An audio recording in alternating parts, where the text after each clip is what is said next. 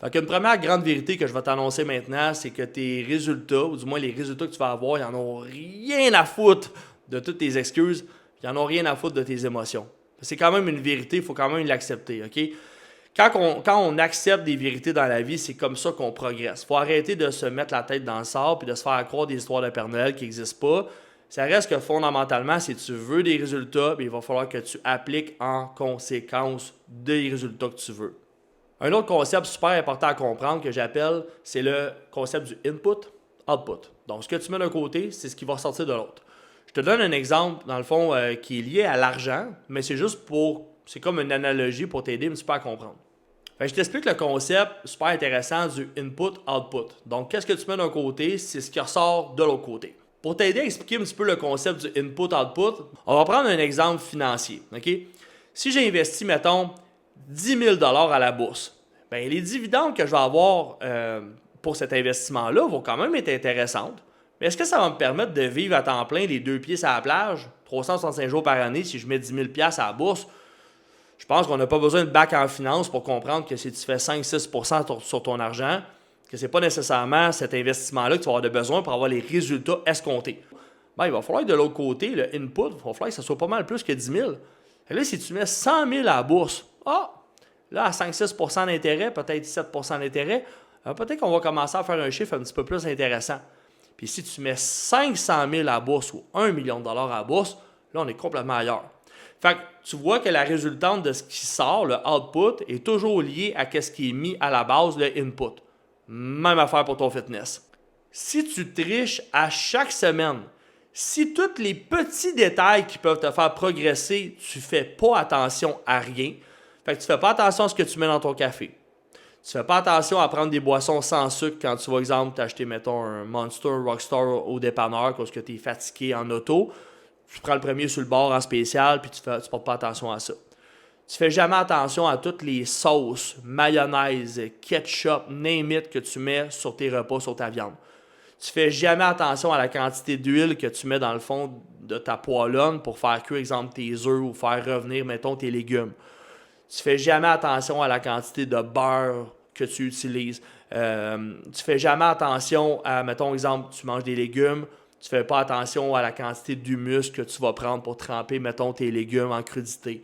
Tu fais pas attention à tes vinaigrettes. Tu fais attention juste à rien. Tu suis le plan, mais tu fais pas attention à tous les petits détails.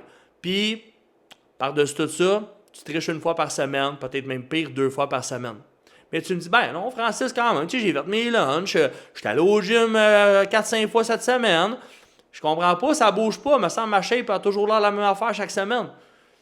Ben, tu as la réponse devant toi.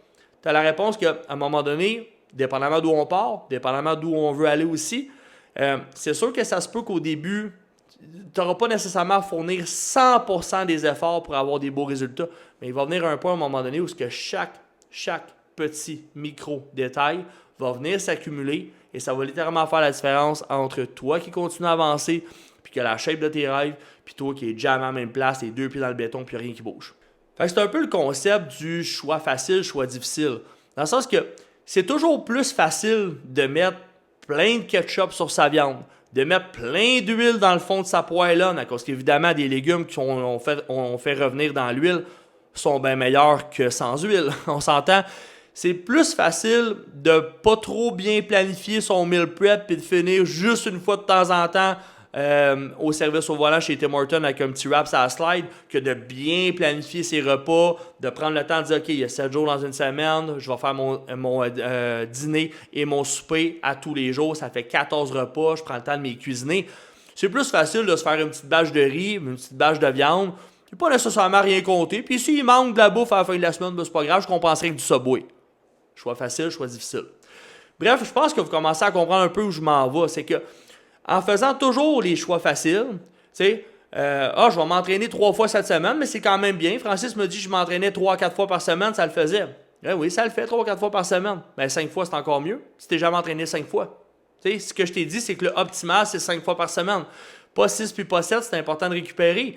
Mais je veux dire, la différence entre quelqu'un qui s'entraîne 5 fois par semaine, exemple, ou une personne qui s'entraîne 3 fois par semaine, pensez-y, là, c'est 2 entraînements de nuances. Il y a une nuance, il y a une différence de 2 entraînements par semaine.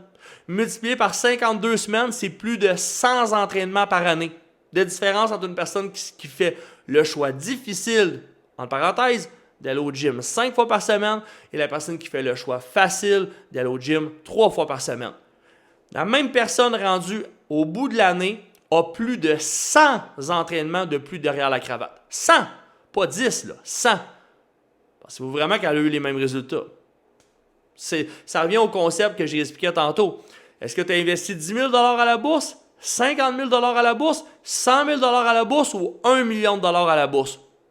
Dépendamment de la réponse que tu donnes à cette question-là, ben c'est ça qui va dicter probablement la récompense financière que tu vas avoir. Même affaire dans ton fitness. Si tu as fait toujours le bare minimum, toujours les choix faciles, puis tu n'as jamais décidé de faire les choix un peu plus difficiles. Oui, c'est vrai que c'est meilleur ma viande avec plein de ketchup dessus, mais je vais en mettre un petit peu, mais je vais vraiment faire attention. C'est vrai que c'est meilleur un café quand on met 3 sucres, 3 crèmes, mais je suis capable de mettre un demi-sucre et une crème aussi. Choix un petit peu plus difficile, mais qui va être très payant sur plusieurs mois à couper tout ce sucre-là et toute cette crème-là qui ne sert absolument à rien. Oui, c'est plus facile de cheat à gauche et à droite, mais si je veux avoir des résultats, si je cheat une fois par mois à la place d'une fois par semaine, ça va être beaucoup plus payant. Choix facile, choix difficile. Bref, je pense que vous comprenez le concept. Je veux juste vous amener dans une réflexion en ce moment que si on fait toujours la facilité, on ne peut pas s'attendre à des résultats extraordinaires. Donc, comme la phrase vient de le dire, si tu veux avoir des résultats extraordinaires, ben il faut que tu sois extraordinaire.